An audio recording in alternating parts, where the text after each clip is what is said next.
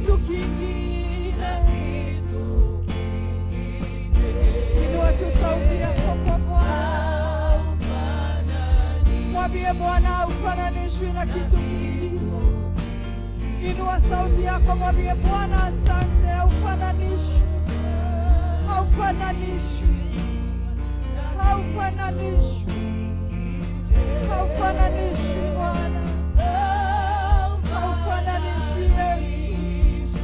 Tunakushukuru Mungu wetu, maana haufananishwi na kitu kingine, haulinganishwi na kitu kingine Bwana. Wewe ni mwaminifu.